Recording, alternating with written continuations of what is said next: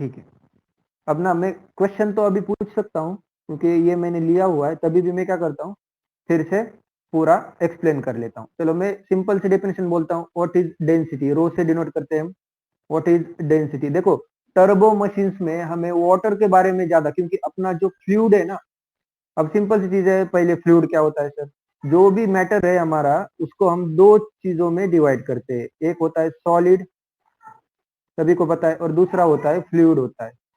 अब फ्लूइड में दो टाइप आते हैं, एक होता है लिक्विड, ठीक है, और दूसरा होता है गैस। अब मैं फ्लूइड बोलूंगा तो डायरेक्टली लिक्विड नहीं समझना, फ्लूइड में दो टाइप आते हैं, लिक्विड भी आता है और गैस भी आता है। अब इन दोनों में भी एक डिफरेंस आता है, कौन बताएगा डिफरेंस? ये जो होता है ना लिक्विड, लिक्विड होता है इनकॉम्प्रेसिबल। लिक्विड क्या होता है? इनकॉम्प्रेसिबल। जब इनकॉम्प्रेसिबल वर्ड आता है तो इसका डेंसिटी कांस्टेंट होता है, ठीक है। और गैस होता है सर, गैस होता है कॉम्प्रेसिबल। अब इसका एग्जांपल बताऊं सिंपल, कैसे इमेजिन करना है, कैसे फील करना है कि सर कॉम्प्रेसिबल क्या है और इनकॉम्प्रेसिबल क्या है। एक बकेट है पानी से भरा हुआ, उस बकेट पे ना मैं जोर से हाथ मारूंगा ऊपर से, मेरे हाथ को रिटर्न फोर्स लगेगा, अपोजिंग फोर्स लगेगा क्या? कमेंट में बताओ। देखो सिंपल सा एग्जांपल बता रहा हूं मैं आपको, मैं क्या कर रहा हूं, एक बकेट पानी है, उस पे जोर से हाथ मारा मैंने, तो मेरे हाथ को इंपैक्ट होगा, होगा या नहीं होगा? अपोजिंग फोर्स लगेगा नहीं? लगेगा, ठीक है। अपोजिंग फोर्स लग रहा है, यानी ये पानी क्या हो रहा है, मैं पानी को कंप्रेस करने को देख रहा हूं, पानी कंप्रेस नहीं हो रहा, वो अपोजिंग फोर्स लगा रहा है। कंप्रेस होगा थोड़ी देर में, लेकिन इंस्टेंटली कंप्रेस नहीं होगा। तो सिंपल सी चीज है, कंप्रेस तो वो हो गया इनकंप्रेसिबल फ्लूइड। तो इनकंप्रेसिबल आ गया, यानी उसका डेंसिटी क्या होगा, थ्रू आउट कॉन्स्टेंट रहेगा, ठीक है। अब देखो दूसरा एग्जाम्पल बताते हैं गैस का। अब आप जहां भी बैठे हो वहां पे एक हाथ से अपने हाथ को आगे से पीछे लेके चलो और पीछे से आगे लेके चलो, क्योंकि पूरा जो भी आपका रूम है वहां पे एयर है, एयर है ना, तो एयर कंप्रेस हो गई, कोई इंपैक्ट हुआ क्या आपको, हाथ को, आपके हाथ को? बताओ कमेंट में। सिंपल सी चीज क्या की मैंने, मेरे हाथ को हिलाया, नहीं हुआ, नहीं हुआ, यानी अपोजिंग फोर्स नहीं लगा, यानी उसी फ्लूइड को क्या बोलते हैं हम, क्या बोलते हैं? वो कंप्रेस हो गया अपने आप, वो कंप्रेस हो गया, एयर कंप्रेस हो गई अपने आप, तो उसे क्या बोलेंगे, कंप्रेसिबल फ्लूइड। जब कंप्रेसिबल फ्लूइड होता है तो इसके अपोजिट होगा, उसकी डेंसिटी क्या होगी, density not equal to, density change होगी सर, ठीक है। तो जो नए स्टूडेंट है ना, उन्होंने ये लिखना है। देखो अब जो भी पढ़ने वाले, टरबाइन बेसिक क्या है बताता हूं मैं आपको। आपने डैम देखा होगा, बड़ा डैम देखा होगा, सब लोगों ने देखा है डैम। एक बेसिक और बताना है टर्बो मशीन में, ये है डैम, ठीक है, ये डैम है और ये यहाँ तक पानी है डैम। ये पानी में कौन सी एनर्जी है, कौन बताएगा? ये पानी को मैं स्टोरेज कर रहा हूँ इतने हाइट तक, ये which type of energy stored in this dam? आई, तो फॉर्मूला होता है mgh। तो ये जो पोटेंशियल अपना थर्मोडायनेमिक्स है कि energy can nether be created nor be destroyed but it can convert from one other form, ये है पोटेंशियल एनर्जी।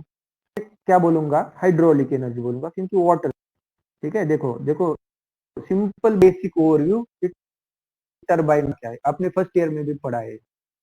पानी का जो डैम है हमारा, उसमें एक एनर्जी है सर, पोटेंशियल एनर्जी, उसे ही मैं हाइड्रोलिक एनर्जी भी बोल सकता हूँ। तो मुझे क्या करना है, इस एनर्जी को कन्वर्ट करना है। ये जो हाइड्रोलिक एनर्जी स्टोर हुई है ना, स्टोर हुई है ना वहां पे, इसे मुझे कन्वर्ट करना है।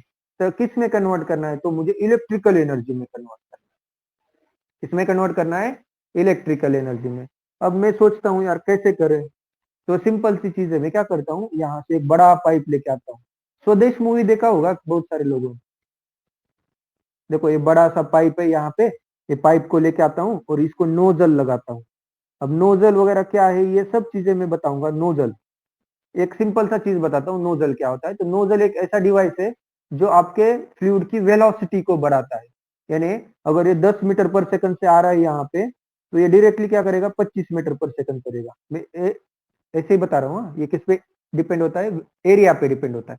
तो चीज है, मुझे क्या करना है, मेरा इंटेंशन क्या है, ये जो मेरी हाइड्रोलिक एनर्जी है, इसे मुझे कन्वर्ट करना है इलेक्ट्रिकल एनर्जी में, बाकी कुछ नहीं। अब क्या हुआ, ये पानी जो आया वेलोसिटी से आ रहा था, लेकिन तभी भी मुझे क्या चाहिए, ज्यादा वेलोसिटी चाहिए, तो मैंने एक नोजल अटैच किया यहाँ पे।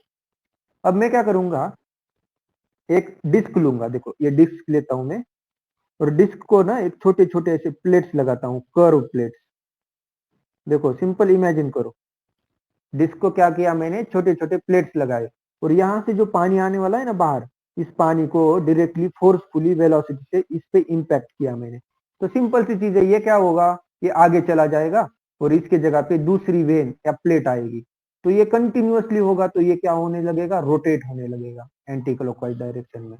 अगर इसे ये जेट को ना मैं यहाँ पे लगाता था ना नोजल को, तो फिर ये क्लॉकवाइज घूमता, क्योंकि इस पे आता है ना, लेकिन अब मैंने यहाँ पे लगाया, तो ये कंटिन्यूअसली एंटी क्लॉकवाइज घूमेगा। अब मेरा इंटेंशन क्या था, hydraulic energy means potential energy को इलेक्ट्रिकल एनर्जी में कन्वर्ट करना।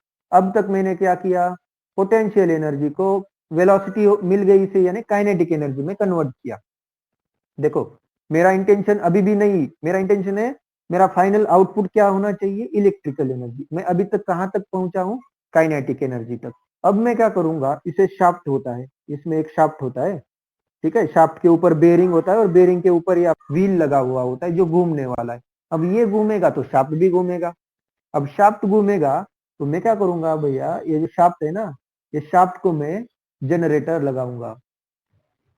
क्या लगाऊंगा, जनरेटर। तो ये जनरेटर क्या करता है, ये जो कौन सी एनर्जी हो गई, अब ये काइनेटिक एनर्जी थी, अब ये जो हो गई ये मैकेनिकल एनर्जी में कन्वर्ट हुआ। गोल गोल घूम रहा है ना भैया, तो उसे क्या बोलते हैं, मैकेनिकल एनर्जी। अब मैंने क्या किया, देखो फिर से देखो, hydraulic energy, hydraulic energy energy से यहाँ पे काइनेटिक एनर्जी, काइनेटिक एनर्जी से यहाँ पे मैकेनिकल एनर्जी। अब ये जनरेटर क्या करेगा, जनरेटर ये मैकेनिकल एनर्जी को इनपुट लेके आउटपुट हमें इलेक्ट्रिकल एनर्जी देगा। आउटपुट क्या देगा, इलेक्ट्रिकल। तो ये हम इलेक्ट्रिसिटी सप्लाई करेंगे फिर बाहर। बेसिक कंसेप्ट समझ में आया सभी को, फिर से बताए। हाइड्रोलिक एनर्जी, ये हाइट की वजह से डैम में जो हाइड्रोलिक एनर्जी थी उसे मैंने कन्वर्ट किया काइनेटिक एनर्जी में बाय यूजिंग नोजल। फिर नोजल को मैंने नोजल से जो जेट, जो वेलोसिटी से पानी आने वाला था, उसे ये प्लेट पे लगा के इसे घुमाया, यानी मैकेनिकल एनर्जी। फिर इस मैकेनिकल एनर्जी को जनरेटर के मदद से मैंने इलेक्ट्रिकल एनर्जी में कन्वर्ट किया। तो मेरा इंटेंशन मिल गया, यानी मेरा जो प्रोडक्ट चाहिए था, मेरे आउटपुट चाहिए था इलेक्ट्रिकल एनर्जी, वो मुझे मिल गया। समझ में आया सभी को, सिंपल ये पढ़ना है हमें, इसका डिजाइन कैसे होता है, इसमें चीजें कैसे वर्क करती है, कौन सी वेलोसिटी होती है, बहुत सारी चीजें पढ़नी है इसमें, ठीक है। और टाइप्स ऑफ टरबाइन, टरबाइन अलग अलग होते हैं, आपने सुना होगा, फ्रांसिस टरबाइन, पेल्टन व्हील। फिर इसमें हमने ना पंप को भी देखना है, क्योंकि टर्बो मशीन्स में सिर्फ टरबाइन नहीं आता, पंप भी आता है, जिसमें जिसमें पानी से, पानी का यूज करके हम जिस डिवाइस को पानी से यूज करते हैं उसमें सब आता है ये, ठीक है। तो टर्बो मशीन्स में टरबाइन भी आता है और पंप भी आता है। कोई एक मिनट, हाँ, कोई तो अनम्यूट है, आवाज आ रही है। अगर कोई गलती से अनम्यूट है तो म्यूट कर दे।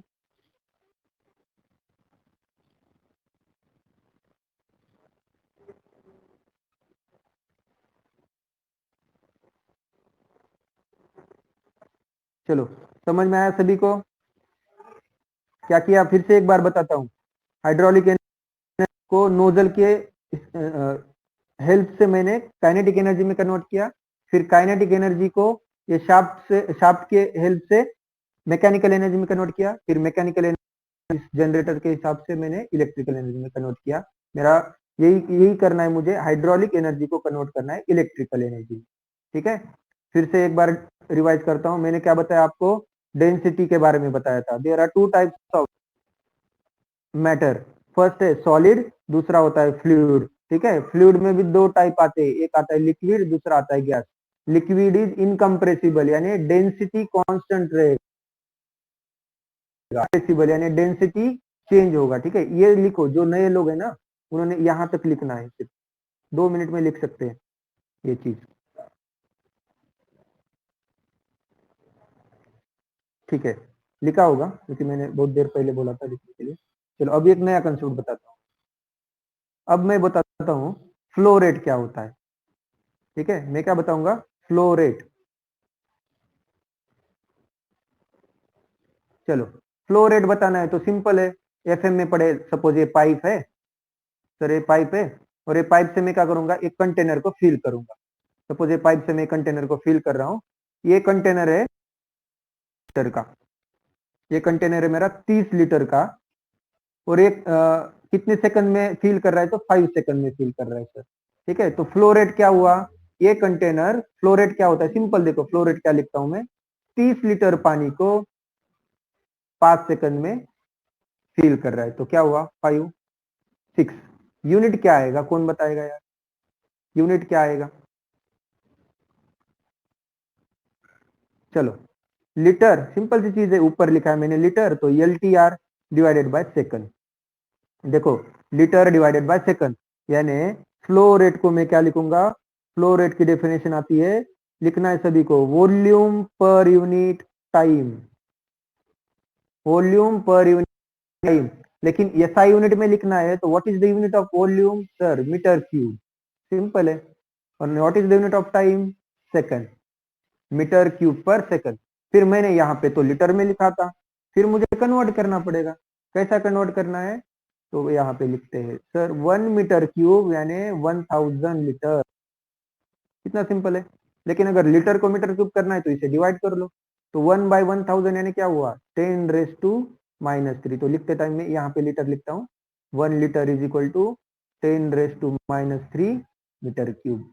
जब भी कन्वर्जन का और करना है हमें कन्वर्जन से, इसीलिए ये सब चीजें पहले लेक्चर में हमें लेनी है, सब बेसिक सब पैरामीटर्स आज लेने हैं। फिर से बताऊं क्या बता रहा है, फ्लो रेट क्या होता है, वॉल्यूम पर यूनिट टाइम। ठीक है, यूनिट क्या आना चाहिए, मीटर क्यूब पर सेकेंड। अगर क्वांटिटी लीटर में दिया है तो में से कन्वर्ट करना है, 10⁻³ से मल्टीप्लाई करना है, तो सिंपल सी चीज है। ये जो आया था ना ऊपर मेरा, देखो 6, ये 6 जो आंसर आया था तो लीटर पर सेकंड में आया था, लीटर पर सेकंड। अगर मुझे मीटर क्यूब पर सेकंड करना है तो सिंपली 6 × 10⁻³ मीटर क्यूब पर सेकंड, हो गया, 6 × 10⁻³ मीटर क्यूब पर सेकंड कर सकते हैं। फ्लो रेट समझ में आया क्या, बताओ कमेंट में। अब जो लोग HT को थे ना, ये इजी लगेगा लेकिन कोई नहीं, रिवीजन होगी, क्योंकि ये वहां पे भी बहुत बार लिया है मैंने, तो ऐसा नहीं कि फिर सर ये बहुत बार हो रहा है, ऐसा नहीं, सभी लोगों को साथ लेके चलना है।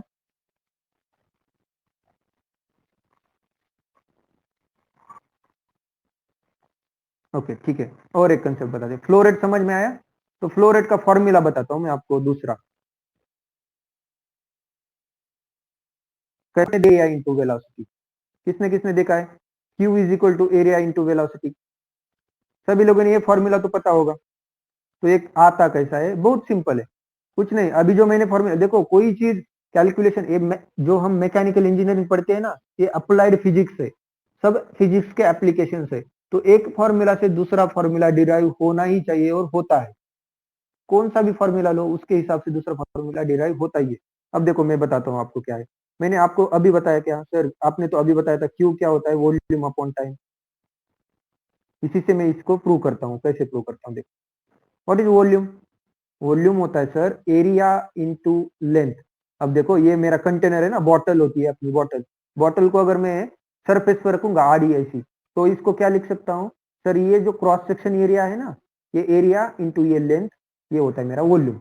अगर मैं इसे खड़ी ऐसा वर्टिकली रखा तो इसे क्या लिख सकते हैं, ये एरिया ही एरिया आएगा लेकिन हाइट आएगी, लेंथ जब ये हॉरिजॉन्टल होती है तो लेंथ लेना है, वर्टिकल होती है तो हाइट, लेकिन फाइनली लेंथ भी मीटर में ही होती है और हाइट भी मीटर में ही होती है, तो कोई प्रॉब्लम नहीं, मैं कंसिडर करता हूँ हॉरिजॉन्टल। तो क्या आएगा, एरिया इंटू लेंथ। देखो हाँ, ये नई चीज आई है, जो लोग नहीं है, जिन्हें पता नहीं है उन्हें लिखना है, volume is equal to area into length. जब भी वॉल्यूम आएगा तो एरिया इंटू लेंथ मुझे आना ही चाहिए। ठीक है, तो मैं लिख लिया यहाँ पे area into length divided by time. अब एरिया को एज इट इज रखो यहाँ पे, इंटू लेंथ अपॉन टाइम, यानी डिस्टेंस अपॉन टाइम क्या होता है, तो वेलोसिटी होती है। समझ में आया, तो जब भी वॉल्यूम फ्लो रेट आएगा तो दो फॉर्मूले याद आने चाहिए, वॉल्यूम पर unit time and area into velocity. ठीक है, वॉल्यूम पर unit time and area into velocity. अब मैं अभी बताया था इधर मैंने क्या किया था, अरे वो जो नोजल लगाया था, देखो हाँ है ना यहाँ पे जगह नोजल लगाया था, नोजल कैसा दिखता है, तो ऐसा दिखता है देखो। नोजल किस लिए लगाया था वहां पे मैंने, फॉर इंक्रीजिंग वेलोसिटी। नोजल लगाने का रीजन क्या था, फॉर इंक्रीजिंग वेलोसिटी। तो सिंपल सी चीज है, एरिया इंटू वेलोसिटी। देखो यहाँ से 10 लीटर पर सेकंड पानी आएगा तो आगे भी 10 लीटर पर सेकंड से ही चलना चाहिए। क्यों, क्योंकि क्यू तो कांस्टेंट है ना, यहाँ से जितना पानी अंदर चलेगा उतना ही बाहर निकलने वाला है। लेकिन मुझे क्या करना है, ये जो बाहर आने वाला है वाटर, इसका वेलोसिटी बढ़ाना है।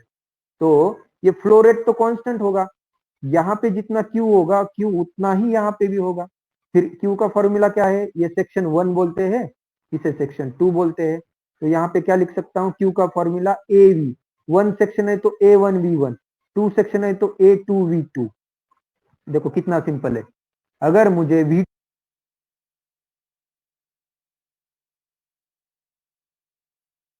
समझ में आया है, जैसे ही मुझे वेलोसिटी बढ़ानी थी, ओके वेट, आवाज चला गया था शायद से। हाँ अब ठीक है, ठीक है, अब ठीक आएगा शुभम।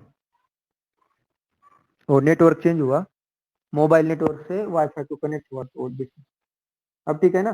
तो मैं क्या बता रहा था अभी, सर जब हमें वेलोसिटी, जब फ्लो रेट कांस्टेंट है, देखो मैं एक चीज और बता रहा हूँ, जब फ्लो रेट कांस्टेंट है, जब भी फ्लो रेट कांस्टेंट है मेरा, अगर मुझे वेलोसिटी बढ़ानी है तो क्या करना पड़ता है, क्या करना पड़ता है, एरिया को कम करना पड़ता है। ठीक है, सिंपल सी चीज है। अब ना पार्क में जब पानी देते हैं तो क्या करते हैं हम, ये जो पाइप होता है अपना पाइप, उसका जो ओपन होता है जहां से पानी निकलने वाले, उसे क्या करते हैं हम, कम करते हैं, अपनी उंगली लगा के कम करते हैं। यानी एक्चुअली क्या कर रहे हैं हम, एरिया को रिड्यूस कर रहे हैं। एक्चुअली क्या कर रहे हैं हम, एरिया को रिड्यूस कर रहे हैं। जब पानी पहले यहाँ गिरता था तो अब पानी यहाँ गिरेगा, यानी एक्चुअली मैंने क्या किया, एरिया को रिड्यूस किया तो ऑटोमेटिकली वेलोसिटी क्या हुआ, इंक्रीज। तो ये समझ में आया आपको, बेसिक चीज समझ में आई। इस इक्वेशन को क्या बोलते हैं, A1V1 is equal to A2V2 को कौन बोलेगा, कौन बताएगा।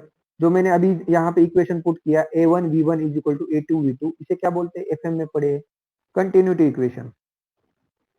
कंटिन्यूटी इक्वेशन बोलते हैं, कोई बता सकता है। A1V1 is equal to A2V2, इसे क्या बोलते हैं, डिस्चार्ज। कंटिन्यूटी तो बोले थोड़ा सही है लेकिन पूरा सही नहीं है। जो नए लोग हैं ना उन्होंने ये लिखो, है वॉल्यूम, वॉल्यूम लिखो। फिर ये डिराइव मैंने किया है, ये समझ में आया है ना। ये चीजें ना आप अ, जैसे मैं पढ़ा रहा हूँ वैसे ही आप लिखते जाना, धीरे धीरे धीरे धीरे। आज और कल 2 लेक्चर हमें इसी में देने हैं, बेसिक पूरे टर्म्स पढ़ने हैं। अब वॉइस क्लियर है क्या, क्लियर है, ओके थैंक यू। ठीक है, लिखा है सबने। अब मैं बताता हूँ आपको नई चीज और एक, चलो कंटिन्यूटी इक्वेशन बोल रहे थे ना उनके लिए। ठीक है, अब मैं नया पॉइंट बताने वाला हूं, मास फ्लो रेट। मास फ्लो रेट, और डिनोट कैसे करते हैं मास फ्लो रेट, यम डॉट से। जब भी देखो, अब नई चीज एक मैं बताता हूं आपको कि रेट जब वर्ड आएगा ना, रेट, रेट को रिलेट करता है टाइम से। जब भी रेट आएगा तो डिनोमिनेटर में टाइम होने ही वाला है। तो कौन सा भी लो, अब मैंने फ्लो रेट लिया था, क्या लिया था, फ्लो रेट, और डेफिनेशन क्या लिखा रहे, वॉल्यूम पर यूनिट टाइम, डिनोमिनेटर में टाइम आया। जब भी रेट आएगा तो डिनोमिनेटर में टाइम आएगा ही आएगा। अब फ्लो था तो वॉल्यूम था इसलिए वॉल्यूम आया, इधर मास है तो इधर मास आएगा। तो मास फ्लो रेट क्या हुआ मेरा, यम बाई टी। ये कट करो, अभी इसका काम हो गया। मास फ्लो रेट क्या हुआ, यम बाई टी। अब यहाँ पे लिखते हैं कि सर जब भी यम डॉट आएगा तो यम बाई टी। चलो यार कमेंट में बताओ यूनिट क्या होना चाहिए इसका, यूनिट क्या होना चाहिए, what should be the unit of mass flow rate. Simple unit है, क्या होना चाहिए, KG per second, very good. जो एच टी को तो थे वो भी आंसर दे रहे और नए भी स्टूडेंट मुझे दिख रहे हैं आंसर देते हुए। ठीक है, चलो वेरी गुड। क्या यूनिट होना चाहिए? KG per second. मैं ऐसा कहता हूं सर केजी पर आवर क्यों नहीं, और केजी पर मिनट क्यों नहीं? ऐसा भी तो होना चाहिए ना, टाइम ही तो है तीनों। बताओ केजी पर सेकंड बताने वाले, five not KG per our ले सकते हैं। ऐसा यूनिट है भैया, ऐसा यूनिट है तो सेकंड ही आएगा ना। अगर ये ऐसा यूनिट है तो सेकंड ही आएगा। तो कन्वर्ट कैसे करना है? तो मुझे ना ऑलवेज मुझे जो भी चीजें लेनी है एसआई यूनिट में यानी केजी पर सेकंड में ही लेनी है। तो जब मैं ऐसा कहूंगा कि 1000 मीटर क्यूब पर मिनट, देखो 1000 मीटर क्यूब पर मिनट यानी क्या, एक मिनट में 1000 मीटर क्यूब हमें फ्लो मिलेगा। अगर मुझे इसे पर सेकंड करना है यानी मीटर क्यूब सेकंड, सिंपल सी चीज है। मिनट में अगर 1000 मिल रहा है तो सेकंड में क्या होगा, डिवाइड बाय 60 करो सर। यानी जब भी मीटर क्यूब पर मिनट या किसका भी होगा मीटर क्यूब, अभी इधर केजी पर मिनट है, suppose KG per minute, 1000 KG per minute. ठीक है, अब मुझे अगर 1000 केजी मिल रहा है एक मिनट में, अगर मुझे एक सेकंड में निकालना है यानी क्या, यूनिट यूनिट क्या चाहिए मुझे सर, केजी पर सेकंड चाहिए, तो मैं क्या करूंगा, डिवाइड बाय 60, डिवाइड बाय 60। ये मिला मुझे किसमें, केजी पर सेकंड में।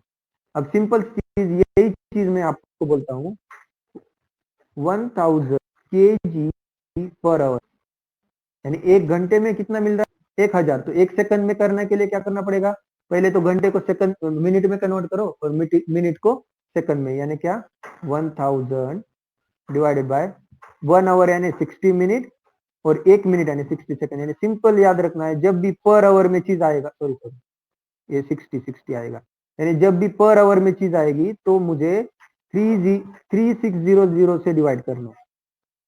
3600, अगर पर मिनट होगा तो 60 से डिवाइड करो, अगर पर आवर होगा तो 3600 से डिवाइड करो। तो फाइनल आंसर किसमें मिलेगा, केजी पर सेकंड। ये भी किसमें मिलेगा, केजी पर सेकंड, क्योंकि जो कैलकुलेशंस कर वो सब किसमें होने चाहिए, केजी पर सेकंड में। तो आपको लिखना है जल्दी से अभी, how to convert KG per hour into KG per second, divide by 3600। How to convert KG per minute into KG per second, divide by 60 only. ये देखो डिवाइड बाय 60 करो, केजी पर मिनट का केजी पर सेकंड मिलेगा, divide by 600 करो, KG per our का KG per second मिलेगा, क्योंकि हमने कैलकुलेशंस करने हैं। समझ में आया तो लिखो ये।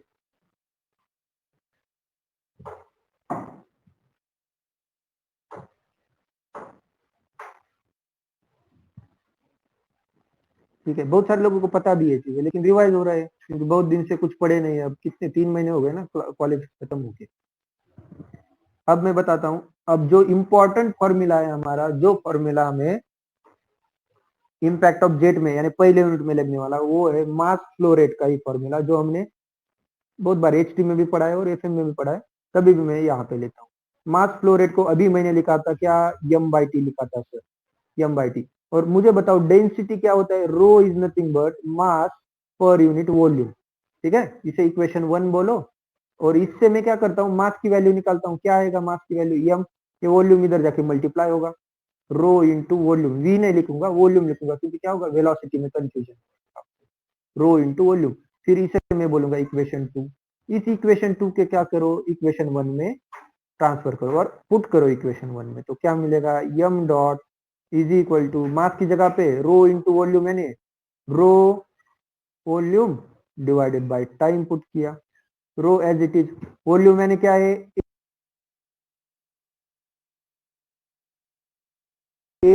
करना है हमें हर बार वॉल्यूम का फॉर्मूला। फिर से लिखो यहाँ पे अगर लिखा नहीं किसी ने, वॉल्यूम इज इक्वल टू होता है area, actually volume is equal to area into distance होता है। अगर वर्टिकल है पाइप और जो भी है तो हाइट लेना है, हॉरिजॉन्टल है तो लेंथ लेना है, तो मैं यहाँ पे लिखता हूँ एरिया इंटू लेंथ। ठीक है, ये फॉर्मूला इंपॉर्टेंट है, डिवाइडेड बाय टाइम। फिर आप क्या करो, मैं अभी बताया था what is velocity, velocity is distance upon time. तो डिस्टेंस यानी मेरा लेंथ है, तो क्या हुआ, रो ए वी वेलोसिटी। यानी आपको एक फॉर्मूला याद रखना है always m dot is equal to rho A V. लेकिन इसमें भी एक पॉइंट आता है कि सर एरिया कौन सा लेना है। देखो मैं आपको जो आज ज्वाइंट हुए हैं ना उनके लिए एक क्वेश्चन पूछता हूँ, सिंपल सा क्वेश्चन।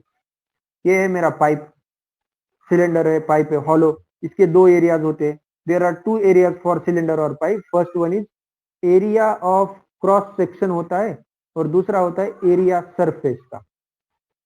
ठीक है, क्रॉस सेक्शन यानी ये सर्कल दिखेगा आपको, क्रॉस सेक्शन यानी क्या दिखेगा, सर्कल। और सरफेस यानी क्या दिखेगा वो भी बताएंगे।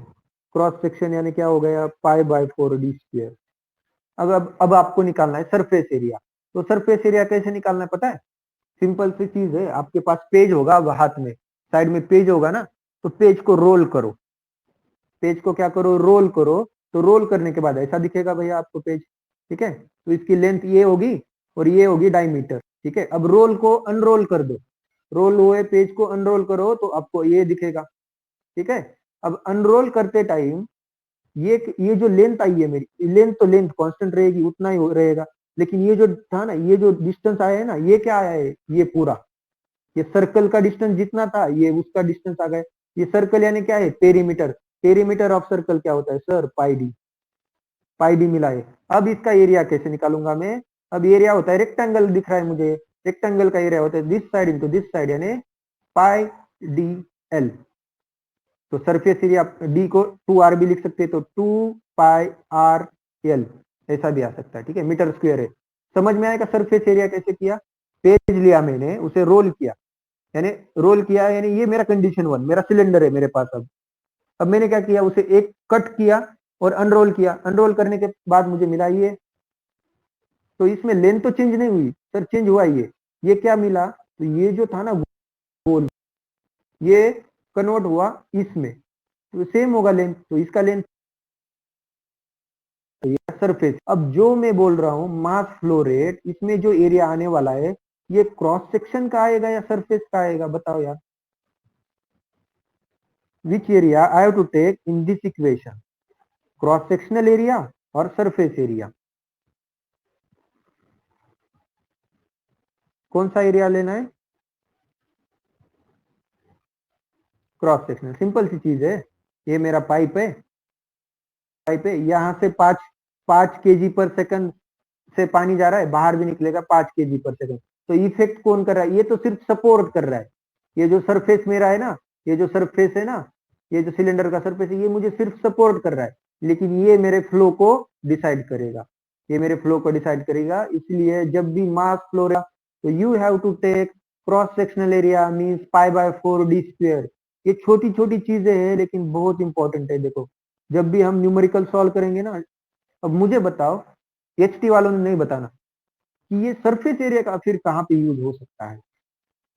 ये जो सरफेस एरिया बोल रहा हूँ ना मैं, इसका यूज कहाँ पे हो सकता है। तो आप, मैंने इनको एचटी पढ़ाया है, तो सिंपल सी चीज है, हीट ट्रांसफर के लिए। देखो हीट, अगर ये गर्म पाइप है, सपोज पाइप से स्टीम जा रहा है, ठीक है। अब ये पूरा एग्जांपल एचटी का हो गया, नीचे का मैं जो बता रहा हूँ आपको, हम एचटी भी पढ़ेंगे बाद में, लेकिन एक एग्जांपल बताता हूँ कि इसका यूज कब होगा सर, फिर ये सरफेस एरिया का यूज कब होगा। तो सिंपल देखो, ये हीटेड पाइप है, पाइप से स्टीम पास हो रहा है, तो आफ्टर सम टाइम इन्वायरमेंट में अगर मैं पाइप को रखूंगा तो पाइप का टेम्परेचर कम होगा। फिर टेम्परेचर कम हो रहा है यानी क्या कर रहा है, इन्वायरमेंट टेम्परेचर को एब्जॉर्ब कर रहा है। तो कौन से सरफेस से एब्जॉर्ब कर रहा है सर, ये पूरे सरफेस से एब्जॉर्ब कर रहा है। तो उस सिचुएशन में मेरा Q इज इक्वल टू, आपको पता होगा, HA∆T लिखते हैं हम। H होता है convective heat transfer coefficient, delta T होता है ये सरफेस का टेम्परेचर और इन्वायरमेंट का टेम्परेचर। और यहाँ पे जो एरिया लिया था हमने, वो एरिया कौन सा लेना है, ये देखो ये सरफेस एरिया। तो ये एप्लीकेशन बता रहा हूं मैं तो बोलेंगे सर हम ये पढ़े नहीं, ठीक है हम बाद में पढ़ने वाले, लेकिन इसका यूज क्या है सरफेस एरिया का। तो सरफेस एरिया का यूज क्या होता है, जब हीट ट्रांसफर होता है तो मैक्सिमम हीट ट्रांसफर सरफेस से होता है। इसलिए in the condition of heat transfer we have to take surface area, and in the condition of mass flow rate we have to take cross sectional area. Is there any doubt. अब जो भी लोग नए जुड़े उन्हें बताना है surface area और क्रॉस सेक्शनल एरिया का। मास फ्लो रेट में कौन सा लेना है, मास फ्लो रेट में क्रॉस सेक्शनल लेना है और हीट ट्रांसफर रेट में सरफेस लेना है। तो लिखो, ये जल्दी से लिखो।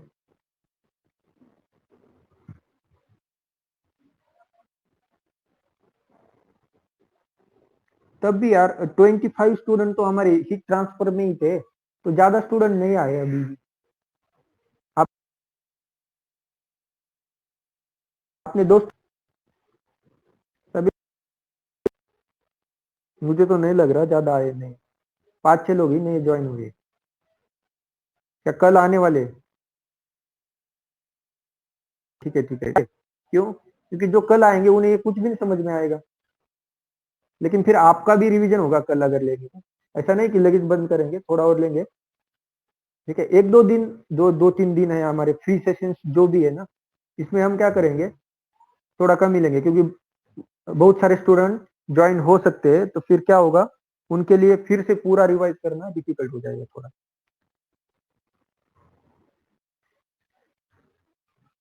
तो ये सभी को समझ में आया होगा, ठीक है।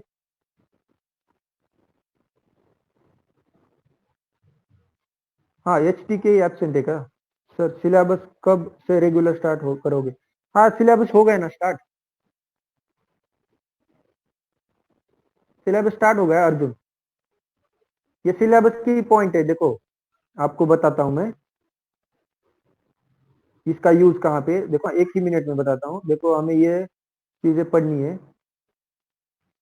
हाँ, यहाँ पे आता है ये क्वेश्चन आपके यूनिवर्सिटी एग्जाम को। तो यहाँ पे देखो यम डॉट दिख रहा है आपको, एम डॉट दिख रहा है यहाँ पे, ठीक है। तो ये सब चीजें उधर, फिर क्या करना है हमें, डायरेक्टली सभी को फॉर्मूला पता होगा एम डॉट का, तो ज्यादा डिफिकल्ट नहीं होगा। तो ये बेसिक चीजें पहले पढ़ना बहुत इंपॉर्टेंट है, इसलिए हम ये लिखा क्या सबने, लिख लिया सबने? सर यूट्यूब वर सेशन क्या फ्रेंड्स बोलत आहे, YouTube वर का? नाही, YouTube वरती हे पूर्ण खूप अवघड जातं तुझ्या, हे जे लिहायचं जे आहे ना पूर्ण फॉर्मॅट, हा इझी आहे, तिकडं लिहिणं वगैरे खूप डिफिकल्ट आहे। ठीक आहे, असं काही नाहीये, आपण याच्यावरतीच कंटिन्यू करणार आहे। जर ठीक म्हणजे त्यांना 1-2 दिवस तरी करून पहा म्हणा, नसेल तर काय प्रॉब्लेम नाही, जेवढे मुलं आहेत त्यांना कंटिन्यू घेऊन आपण करूया, असं काही नाहीये। कारण तुम्ही आलाय शिकण्यासाठी, सध्या कॉलेजमध्ये पण एवढं काही नाहीये, तरी पण तुम्ही येत आहे, ही खूप मोठी गोष्ट आहे आमच्यासाठी। तुम्ही जेवढे आहे त्यांना मी माझा 100% देणार। आणि सिंपल चीज, जो नए लोग आए ना उनको बताता हूँ मैं, HT का हमारा 15 घंटे का ही सेशन फिक्स हुआ था, लेकिन 15 घंटों में क्या हुआ, 2 ही यूनिट कवर हो चुके। अगर कवर करने थे तो मैं 3 यूनिट कवर कर सकता था, लेकिन क्या होता था, प्रॉब्लम ज्यादा नहीं ले सकते थे फिर। तो मैंने क्या किया, मैंने सर से बात किया कि सर ये 15 घंटों में कवर नहीं होने वाला, तो कम से कम 8 या 9 घंटे हमें एक्स्ट्रा लगेंगे। तो 8 या 9 घंटे मैंने खुद से दिए एक्स्ट्रा के, जबकि फीस हमने 15 आवर्स का ही लिया था उनसे, लेकिन किसी का भी लॉस नहीं हुआ। आखिरी के 3 यूनिट के 15-15 न्यूमेरिकल्स लिए थे मैंने, तो किसी का भी लॉस नहीं हो, इसलिए मैंने 8 से 9 आवर्स मैंने 15 + 8 आवर्स ये एक्स्ट्रा के दिए। ठीक है, अब यहाँ पे तो नहीं होगा, इसलिए हमने क्या किया, पहले से ज्यादा आवर्स रखे। ठीक है, तो हुआ होगा ये सबका लिख के। तो अब हम और एक नया कंसेप्ट पढ़ेंगे। चलो, मुझे बताओ, किसी किसे इम्पल्स मोमेंटम इक्वेशन पता है? इम्पल्स मोमेंटम इक्वेशन पता है?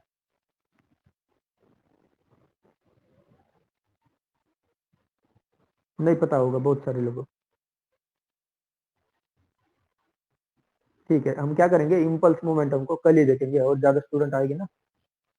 Very good. Mass into velocity को क्या बोला जाता है? इम्पल्स बोला जाता है, मोमेंटम बोला जाता है। मास इंटू वेलोसिटी को क्या बोला जाता है? मोमेंटम। Very good. अब देखते हैं हम कंटिन्यूटी इक्वेशन क्या होता है। अब क्या देखेंगे हम, कंटिन्यूटी इक्वेशन क्या होता है। अब देखो, ये है पाइप, क्रॉस सेक्शनल एरिया में क्या करता हूँ, डिक्रीज करता हूँ pipe. I am decreasing the cross sectional area of pipe. ठीक है, अब मुझे बताना है आपको, what should be the continuity equation for this particular diagram. इसे 1 बोलूंगा मैं, this is nothing but section 2। ठीक है, what should be the continuity equation for this particular diagram. चलो कमेंट करो। Continuity equation.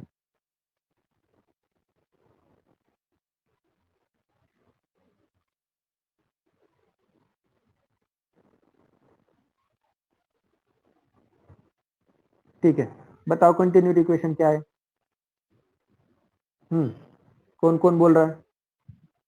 संदेश रॉन्ग, P1 जिसका भी नाम है P1 रॉन्ग, मयूरी ने भी गलत दिया है, जाई ने भी गलत दिया है, संकेत भी गलत, वेद भी गलत। ठीक है, इससे अलग है क्या किसका आंसर? इसलिए मैं ये पॉइंट ले रहा हूँ। इससे अलग है किसी का आंसर? यहाँ से क्या फ्लूइड फ्लो हो रहा है? यम डॉट, यहाँ से भी यम डॉट। चलो फास्ट। और अलग आंसर है किसी का? P1/P2?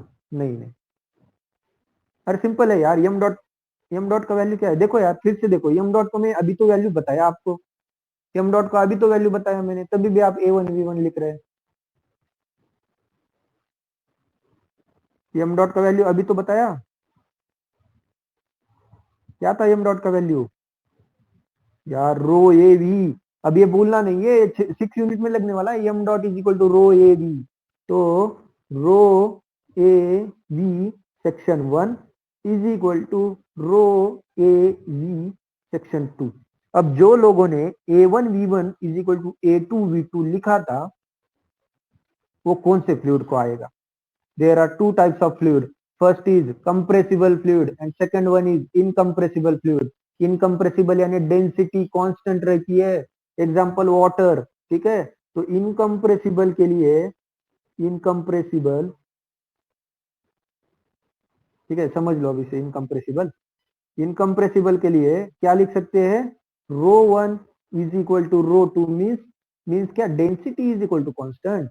तो हमें इसमें जो हमारा टर्बो मशीन है ना, इसमें हमें ये नहीं देखना है, गैसेस नहीं आएंगे, तो लिक्विड ही आने वाला है। लिक्विड क्या है? लिक्विड इज इनकम्प्रेसिबल सर, तो डेंसिटी कांस्टेंट होगी। तो ये जो इक्वेशन है ना मेरा, rho 1 A1 V1 is equal to rho 2 A2 V2, इसमें रो 1 रो 2 कैंसिल हो गए बिकॉज इनकम्प्रेसिबल फ्लूइड, तो ये आएगा A1 V1 is equal to A2 V2।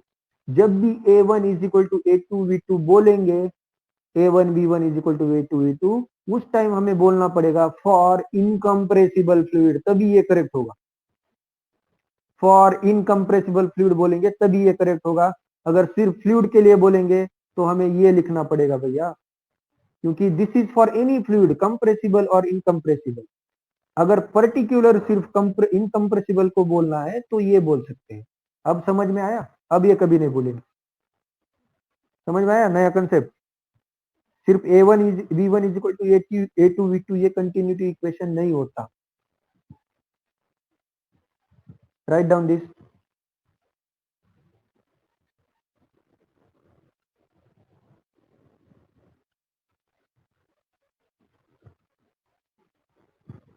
हाँ, थोड़ा आप मुझे फीडबैक बताओ यार, जो आज नए जुड़े, एचटी को नहीं थे, आप लोगों को ये कंसेप्ट सब समझ में आए? जब जितनी भी मैंने अभी तक पढ़ाई है, बेसिक कंसेप्ट है, और एक दो दिन सिलेबस का ही पार्ट है, ऐसा नहीं है कि सिलेबस का पार्ट नहीं है। अभी तो मैंने बताया आपको सिलेबस में है ये।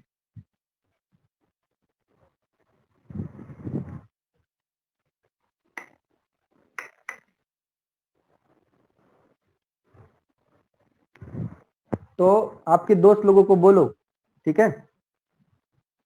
आपके जो भी एक बेस्ट फ्रेंड होता है ना, हर एक का एक बेस्ट फ्रेंड को बुलाओ कल से, फिर ये पॉइंट रिवाइज करूंगा। आज ज्यादा नहीं लेंगे क्योंकि मुझे पता है आने वाले, मेरे भी कई स्टूडेंट है वो कल से आने वाले, तो आज हम और ज्यादा नहीं आगे बढ़ेंगे। ठीक है, तो आपका काम क्या करना है, जो भी नए भी आए उन्होंने भी एक एक और दोस्त को बुलाना है, और जो 5 दिन का फ्री सेशन है, अब कल से 4 दिन बचेंगे, ये 4 दिन उन्हें बोलना है कि कर लो। ठीक है, उन्हें ये नहीं बोलना कि आपको कंपलसरी करना है, ये 4 दिन करो बोलना। अगर अच्छा लगता है तो करो, नहीं तो कोई प्रॉब्लम नहीं, आपने 4 दिन पढ़ के बंद कर दिया तो भी चलेगा, ऐसा कंपलसरी नहीं है। लेकिन सिंपल सी चीज बताता हूँ मैं आपको, बाहर क्लास लेने जाओगे तो 5000 5K लिखता हूँ direct, 4K to 5K fees होती है। ठीक है, अगर 5K रख फीस लेते हैं हम कहाँ पे ले रहे, हम कितनी ले रहे? 5 5 5 5 मीन्स अप्रोक्सीमेटली ये 10 to 11 12% तक जा रहा है, 10% पकड़ लो, तो इतने फीस में।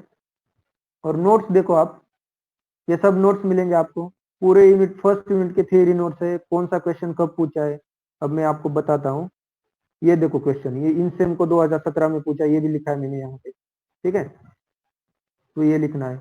इसके न्यूमेरिकल्स में कल दिखाऊंगा आपको कि न्यूमेरिकल्स कैसे है, न्यूमेरिकल्स कैसे लेते हैं हम। न्यूमेरिकल पूरे में, ये जो व्हाइट बोर्ड है ना दिख रहा है आपको, पे पूरे न्यूमेरिकल एक्सप्लेन करता हूँ स्टेप। कुछ लोगों को कैल्सी में दिक्कत आती है, सर ये कैल्सी में ई रेस को कैसे निकालना है। फिर कैलकुलेशन में बहुत बड़े कैलकुलेशन हो तो लेफ्ट हैंड साइड को राइट हैंड साइड में लेके जाके, तो एक एक कैलकुलेशन की स्टेप भी बताएंगे। ऐसा नहीं कि सिर्फ फॉर्मूला बताया और बोला कि आप कर लो नीचे का कैलकुलेशन। वो भी करेंगे कब, जब आप उस तक पहुंचोगे, आप खुद से कर सकोगे तब मैं करूंगा। लेकिन बेसिक स्टार्टिंग में तो पूरा एक ना एक पॉइंट न्यूमेरिकल का भी, एक स्टेप से दूसरी स्टेप कैसे आती है वो भी एक्सप्लेनेशन होगा। ठीक है, फिर क्या करने वाले हैं हम, एक यूनिट कंप्लीट होता है ना, तो प्रीवियस 2 या 3 ईयर के जो भी क्वेश्चन है, 3 ईयर के लेंगे, उसकी एक पीडीएफ बनाऊंगा और उसे यहाँ पे लेके उसे डिस्कस करेंगे हर एक यूनिट के बाद। ठीक है, अगर ऐसा लगता है कि सर ये पॉइंट रहा है तो उसे भी लेंगे, लेकिन ऐसा होगा नहीं क्योंकि मैं वो देख के ही तो इधर ले रहा हूँ, सिलेबस कवर कर रहा हूँ। ठीक है, तो हर एक यूनिट के बाद क्या करने वाले हैं हम, तो प्रीवियस 2-3 ईयर के जो भी क्वेश्चन है उसे लेंगे और उसे डिस्कस करेंगे। तो ये कॉलेज में भी नहीं होता और ये क्लासेस में भी नहीं होता, क्योंकि क्लास होता ही है 3 दिन, वो भी 1-1 घंटे का। सपोज उन्होंने भी ले लिया 50 आवर्स, तो भी 500 रुपए में तो नहीं लेंगे भैया, 500 रुपए में लेंगे ही नहीं। आपके ना 70+ न्यूमेरिकल्स होने वाले, जो मैं खुद सॉल्व करने वाला हूँ यहाँ पे। 70+ न्यूमेरिकल्स, 6 यूनिट है ना, कोई यूनिट के 15 न्यूमेरिकल्स हो गए, किसी इसके 18 भी हो सकते हैं, किसके 10, इसके 12, तो अप्रोक्सीमेटली मैं एवरेज बता रहा हूँ 70 न्यूमेरिकल्स कवर होंगे। अगर 70 न्यूमेरिकल्स टर्बो मशीन के आप खुद से सॉल्व करते हो तो आपको ना आराम से अच्छे मार्क मिलेंगे। और मैं ये नहीं बोल रहा कि आपको ये सब्जेक्ट बहुत ही डिफिकल्ट है, डिफिकल्ट है, कंसेप्ट है, अलग कंसेप्ट है जो हमने अभी तक देखे नहीं है।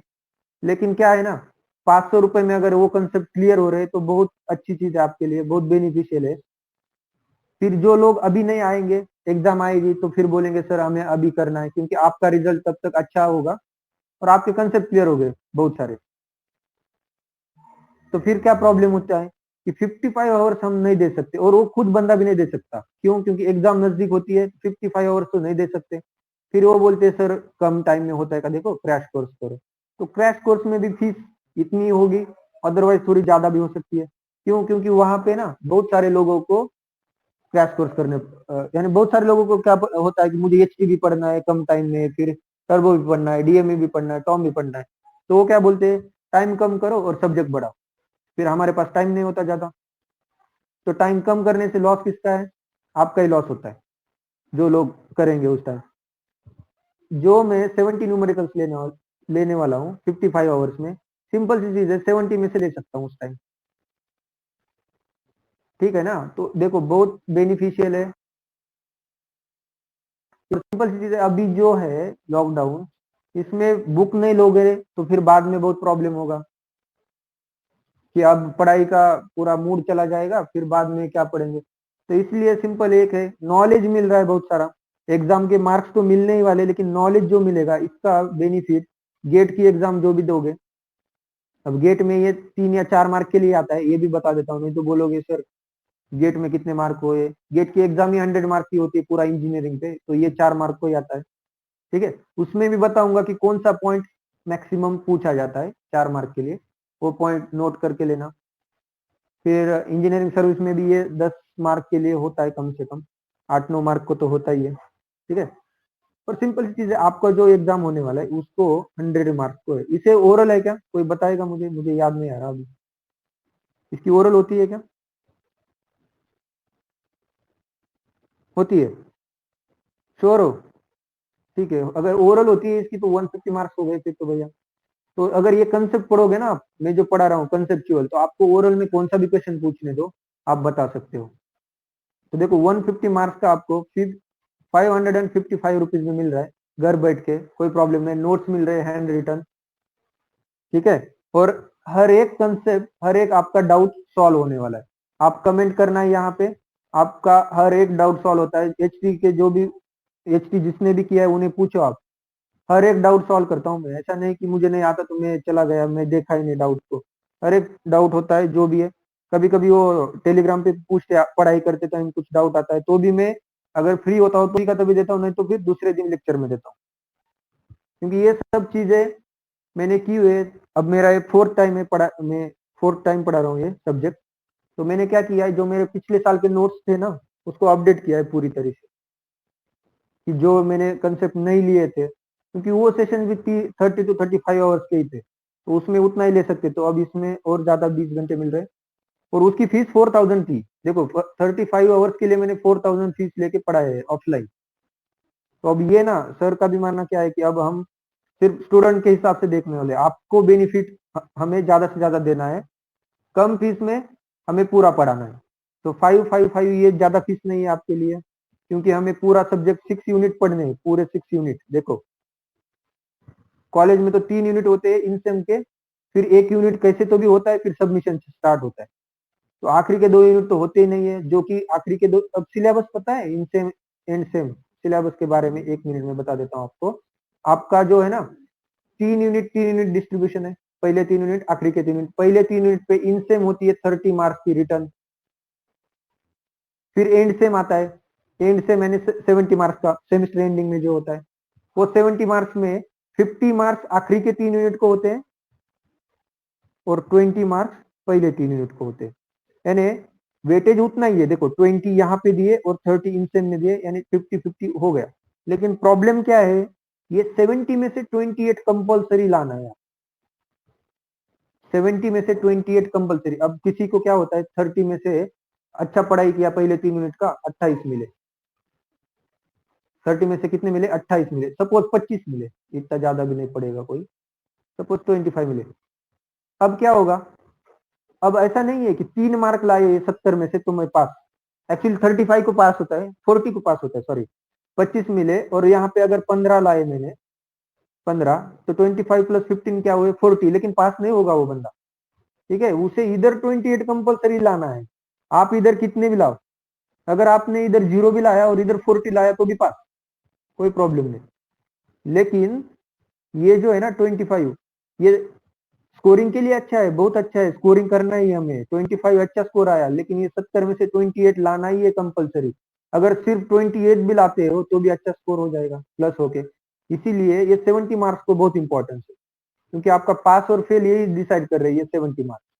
और 70 मार्क्स में आखिरी 3 यूनिट कितने मार्क्स को आते हैं 50 मार्क्स को। तो फिर कॉलेज में प्रॉब्लम क्या होता है, आखिरी 3 यूनिट में से 1 या 1.5 यूनिट ही पढ़ाया जाता है, फिर होता ही नहीं, क्योंकि टाइम खत्म होता है, सबमिशन स्टार्ट होता है, तो इसलिए प्रॉब्लम होता है वो फिर। और जो पढ़ाया जाता है उसमें भी आप लेक्चर नहीं करते ठीक से, तो वो भी कोई प्रॉब्लम नहीं है।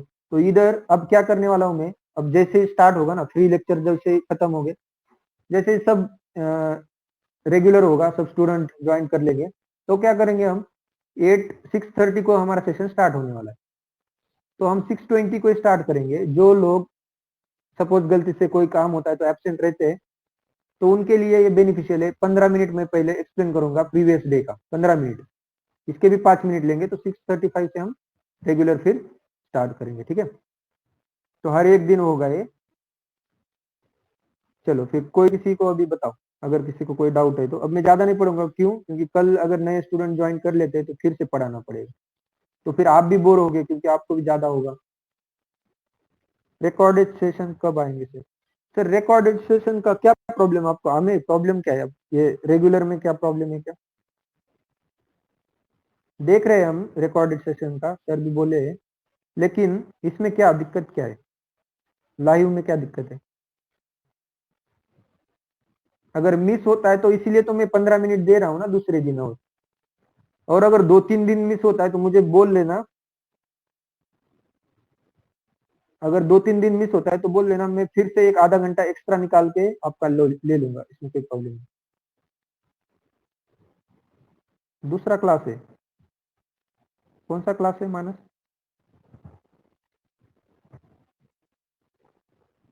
हाँ सर ने बोला है, होगा ना, फिर रिकॉर्डेड होगा।